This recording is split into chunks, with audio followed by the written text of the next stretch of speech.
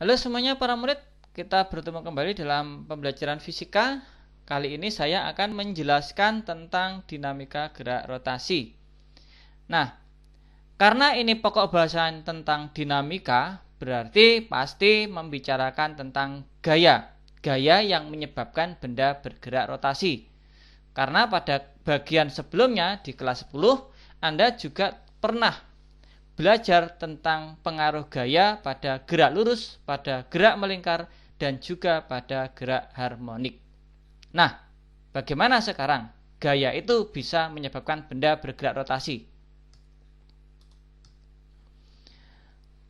Misalnya ketika Anda akan melepas mur pada suatu baut mobil, maka tentu tidak mungkin toh Anda melepaskannya menggunakan jari Anda putar, karena tentunya untuk melepasnya ini butuh gaya yang sangat besar kalau hanya menggunakan jari saja. Nah, untuk memutar itulah diperlukan suatu alat lengan besi ini yang terhubung dengan baut, kemudian kita ungkit menggunakan tangan.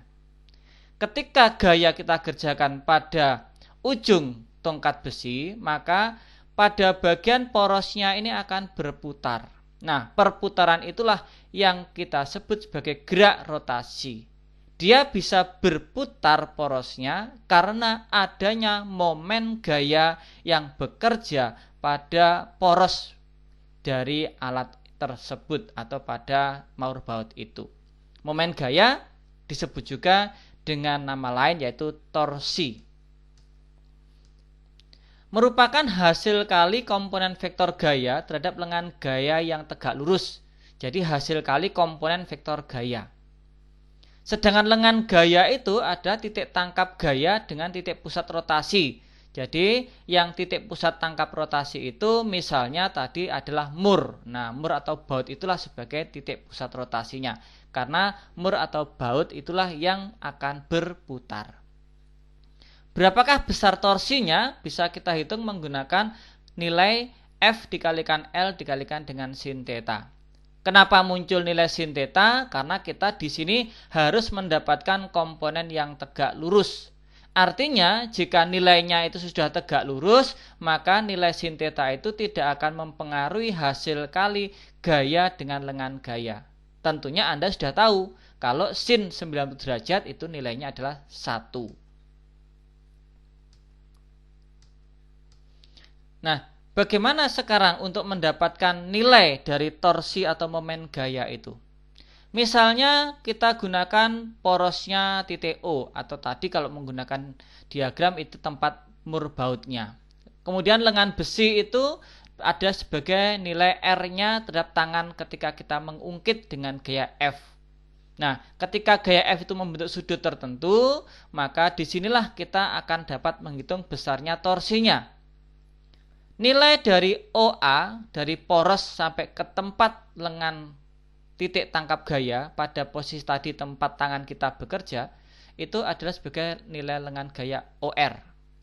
Atau OA itu sama dengan nilai R-nya sebagai lengan gaya. Nah, karena kita perlu mendapatkan yang tegak lurus, berarti nilai gaya F yang membentuk sudut theta ini harus kita uraikan mendapatkan komponen yang tegak lurus terhadap lengan gaya. Karena lengan gayanya adalah R, maka komponen tegak lurusnya ada yang berwarna merah ini. Warna merah ini kalau Anda lihat di dalam segitiga siku-siku, maka dia berada di depan sudut theta. Ini sudut tetanya, ini bagian depannya. Menggunakan trigonometri ada si demi. Sinus sama dengan depan per miring. Oleh sebab itu, untuk mendapatkan warna merah, kita perlu mengkalikan besarnya F dengan sinus sudut tetanya. Pada faktanya, bisa jadi suatu lengan gaya itu bekerja beberapa gaya seperti ini. Jadi ini ada satu buah lengan gaya, tetapi pada lengan gaya itu ada gaya F1 dan ada gaya F2. Maka dampaknya pada batang OB itu akan ada 2 buah torsi. Dengan ketentuan bahwa titik porosnya berada di titik O. Sebagai analogi, titik poros itu tadi ada sebagai tempat mur atau baut yang akan kita putar. Sedangkan titik A itu tempat tangan atau titik tangkap gaya. Sehingga jika di sini ada dua buah gaya, maka akan mengakibatkan pada lengan gaya OB ada dua torsi. Untuk itu, karena nanti gaya F1 itu menyebabkan lengan ini akan berputar searah putaran jarum jam. Jadi kalau ini kita tarik ke bawah, maka logam warna biru ini akan bergerak memutarnya ke bawah. Sedangkan kalau kita tarik ini menggunakan gaya yang F2 warna hijau, maka ini akan bergerak melawan putaran jarum jam. Ini bisa Anda uji coba menggunakan penggaris. Ya, penggaris itu Anda tahan pada bagian sisi kirinya, kemudian pada bagian yang tertentu ujungnya Anda tekan ke bawah, maka pasti dia akan berputar searah jarum jam. Tapi kalau pada ujungnya Anda tekan ke atas, maka dia akan berputar melawan arah putaran jarum jam.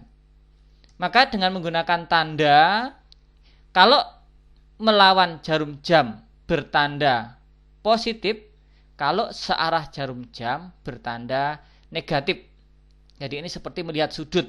Sudut yang melawan jarum jam itu sudut positif, ya. Sudut yang searah jarum jam itu sudut negatif. Maka ya tinggal kita tambahkan saja. Kita hitung torsi satunya berapa, torsi duanya berapa.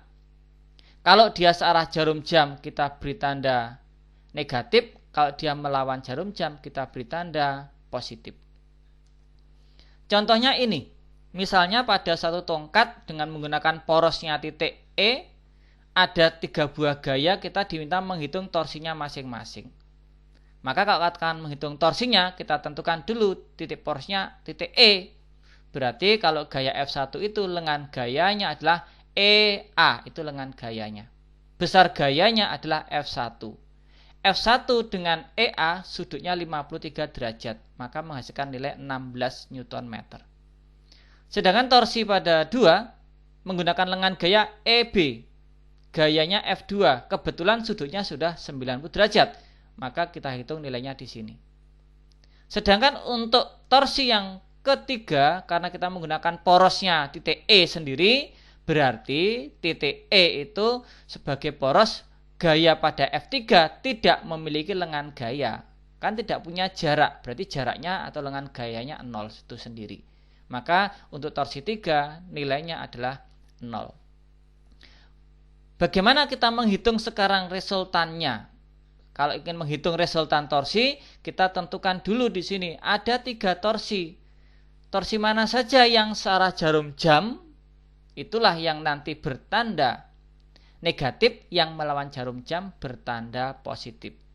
Yang melawan jarum jam adalah yang F1. Coba kalau Anda percaya, Anda taruh penggaris, ya, Anda tahan titik E yang bagian kanan, kemudian ujung yang kiri Anda tekan ke bawah. Tentu dia akan berputar melawan jarum jam. Ya, melawan jarum jam. Maka kalau yang melawan jarum jam, itulah yang merupakan torsi bertanda positif. Ya. Sedangkan kalau yang searah jarum jam, itu torsi yang bertanda negatif. Maka torsi yang melawan jarum jam tandanya positif ini. Torsi yang searah jarum jam tandanya negatif. Sedangkan torsi 3 karena sama dengan 0 dia tidak berpengaruh. Maka dampaknya adalah mendapatkan resultan torsinya 14,8 dan bertanda positif, artinya dia melawan arah putaran jarum jam. Baik, demikian untuk konsep tentang torsi. Selamat belajar.